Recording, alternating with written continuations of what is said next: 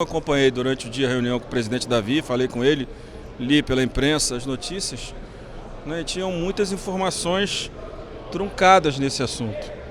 Né? Por exemplo, falar que a Câmara não queria aplicar 15% dos recursos da cessão onerosa através dos estados é uma mentira. Quem acompanhou o texto da votação da cessão onerosa, da aprovação da cessão onerosa, quem começou o texto foi a Câmara de Deputados, onde autorizava o leilão e distribuía 15% para estados, 15% para os municípios, na forma da lei. O Senado tirou na forma da lei e incluiu FPE e FPM. Então não há divergência nos 15%. Então já estamos com 70% do nosso problema resolvido. Em relação a FPE e FPM, acho que também não há divergência. Não é isso? Então já estamos com 90% do nosso problema resolvido. Foi o que eu disse a eles. Não há nenhuma relação entre algum conflito estadual em relação à promulgação da parte do leilão. Eu expliquei isso. Foi uma coincidência ruim, onde na semana onde alguns parlamentares que são de oposição a governadores e também de estados que são prejudicados pela partilha pelo FPM começaram a reclamar, nessa semana nós promulgamos. Pareceu que tinha uma conexão e não tem. A promulgação foi feita sob a liderança do presidente Davi, né, que eu concordei.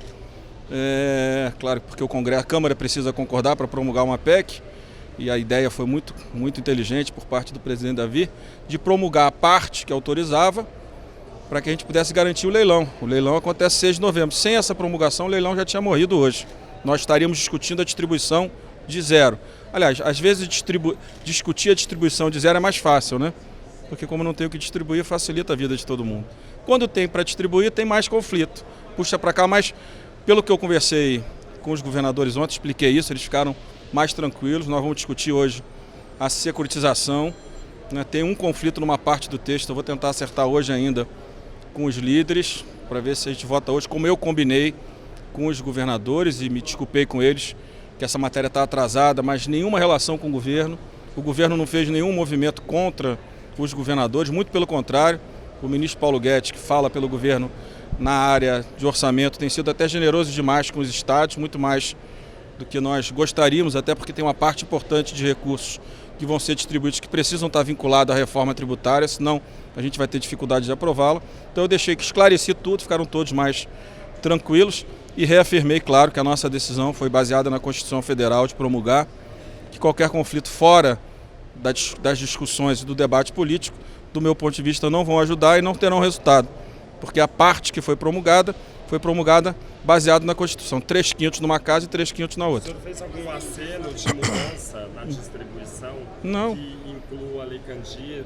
Não, a Lei Candir, os senadores inclusive os governadores achavam que a Lei Candir estava dentro. E a Lei Candir não está dentro. Eu que alertei eles, não, a Lei Candir não está dentro da PEC, nós temos que incluí-la. Até porque os estados produtores estão construindo um acordo com o governo federal de resolver a Lei Candir.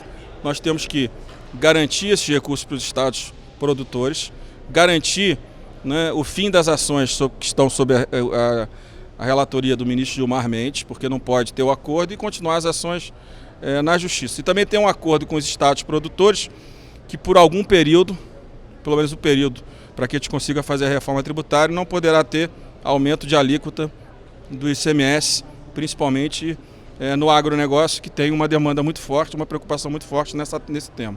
Mas nós vamos trabalhar junto com o ministro Paulo Guedes, com o Mansueto, com o Esteves, para que a gente possa incluir na PEC o acordo da Lei Candir também. A gente vai trabalhar para ampliar o número de sessões. Eu combinei com os governadores ontem que na sessão de sexta-feira todos têm que mobilizar quórum. Não adianta o pessoal reclamar que vai votar só no dia 10, dia 12, por lá, se a gente não ajudar a dar quórum na segunda e na sexta para trazer a votação da sessão onerosa para o dia 30, 28 de outubro. Agora, para isso aconteça, os deputados dos governadores todos têm que nos ajudar com o quórum de segunda e sexta-feira, não só uma mobilização dos líderes, porque o interesse é coletivo. Então você vai trabalhar para isso? Vou trabalhar para isso, eu acho que não tem problema nos 15%. A Câmara que criou a distribuição dos 15% para cada parte da federação. A Câmara disse que a regulamentação era por lei, o Senado colocou o FPE-FPM, o Senado concorda que essa é a distribuição socialmente mais justa, né? Vai ter algum conflito, alguns vão dizer que tem que vincular o déficit previdenciário, a previdência dos estados, outro vai dizer que é para investimentos, mas essa é a parte menos relevante. Toda a outra parte, que é o mais relevante, eu acho que está muito consensuado na Câmara e no Senado. O problema não está nisso. O problema está que nós, sob a liderança do presidente Davi, tomamos uma decisão muito importante, talvez a decisão mais importante do ano, junto com a Previdência, que foi garantir o leilão. Porque a gente só está discutindo recursos porque terá leilão. Sem essa promulgação, o leilão estava cancelado, com certeza, já na semana de hoje. Presidente, em relação ao teto de gastos para prefeitos... E a ISS tem que fechar só um tema, que o relator da Câmara tirou o acordo que foi construído, inclusive, com as instituições financeiras, para poder fazer o pagamento. Sem esse acordo com o sistema de pagamento, não tem como você executar o pagamento do ISS, vai ser inócuo, vai ficar tudo arrecadado e bloqueado nos bancos. Presidente, em relação ao teto de gastos para prefeitos e... A gente vai votar hoje. Vai votar? Primeiro item, vamos votar a urgência, o primeiro item da pauta para resolver isso hoje. Esse é o quarto item, tem uma reunião hoje da ministra Tereza com o setor de etanol. Ela passou o dia, tive com ela ontem à noite no voo de volta de São Paulo para Brasília. Eu disse a ela que ou a equipe, o Ministério da Fazenda, já avisei ao ministro Paulo Guedes, a equipe dele, ou vai se construir um caminho, né, de acordo na distribuição, né, da importação do etanol, na questão do PIS/COFINS do etanol, na questão da importação só através de produtores e não de distribuidores. Se a gente não tiver 3, 4 pontos acordados, vai ser muito difícil que na noite de hoje eu não seja obrigado a votar o decreto que derruba a decisão. Não é o que eu quero. Eu acho que um bom acordo é melhor que a gente derrubar essa decisão. Essa decisão tem um peso importante. O presidente hoje, uma decisão de política de governo dele, ele que toca a política de relações internacionais, é uma aproximação com os Estados Unidos. Seria muito ruim, mas a gente não pode aceitar que um mercado que tem muita dificuldade de operar, que é o mercado do Nordeste, na área do etanol, tem uma produtividade menor, sim, do que o mercado do Sudeste, que da noite para o dia eles tenham uma entrada maior de etanol e que derrube, né, todo o planejamento que eles fizeram para a safra desse momento. Então, se o governo tivesse tomado essa decisão, projetando para daqui a 12 meses, não teria problema. Da forma que foi, é que ficou com um pouco de conflito com o Congresso e com os produtores de etanol no Nordeste.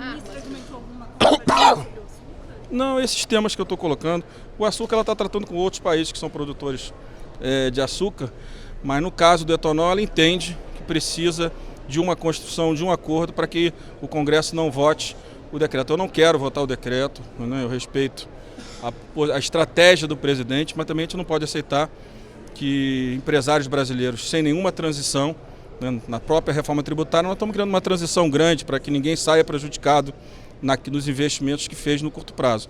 Então é correto que ou se faz uma transição, se suspende a decisão e se joga para daqui a 12, 24 meses, ou se constrói alguns benefícios das demandas, não todas, claro, porque não dá para atender todas, que os produtores de etanol fizeram na semana passada no Ministério da Economia e no Ministério da Agricultura, para que a gente possa, com esse acordo, não precisar votar o decreto. Nós estamos discutindo, está na pauta, a intenção é votar porque foi o compromisso que nós fizemos. Eu acredito que pode ser votado essa semana ainda.